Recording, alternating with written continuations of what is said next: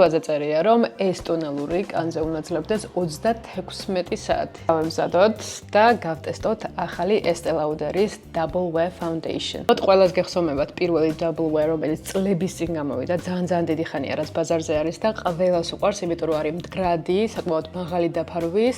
აბსოლუტურად მე მგონია, რომ ყველა კანს უხდება ახალი ფორმულა, რომელიც ასევე არის საკმაოდ კარგი დაფარვით, არის უფრო მსუბუქი და აქვს გაცილებით უფრო მეტი skincare თვისებები. ანუ კარგი არის კანისთვის. ორივე არის SPF 10-ით. ვეკავსები. მოკლედ არც ამას აქვს pump-ი. ზაშის ჰქონდა pump-ი ამ ბოთლებზე, ჩვენ სამწუხაროდ არ გვაქვს, არ ვიცი, შეიძლება ცალკე უნდა შეიძინო. რიან ერთი არის ორივე.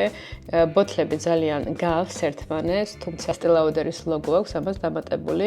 უფრო თხევადია. რუქზე თითქმის ორივე კარგად ირეკლავს, ახლა კანზე უნდა ვნახოთ უკეთესად, მაგრამ ეგრევე ეტყობა, რომ ახალი ფორმულა გაცილებით უფრო თხელია, ვიდრე ძველი და რატომღაც ფერიც ოდნავ განსხვავდება. ავრიოთ ერთმანეთში და გადავიდანოთ უკვე კანზე. წერკლასის დროს გვანახეს ორი ტექნიკა, რომელიც შეგიძლიათ გამოიყენოთ. ერთი იყო უფრო მათ დაფარვა და მეორე glowy, ანუ ბზინვარე კანისთვის. კანზე საერთოდ არ იგრძნობა და ცოტა ბზინვარება კანს აქვს, რაც ძალიან მომწონს. მაგრამ ძალიან გადატრიალებულიც არ ვარ. დავამთავრებ მაკიაჟს და ცოტა ხანში დაგიბრუნდებით.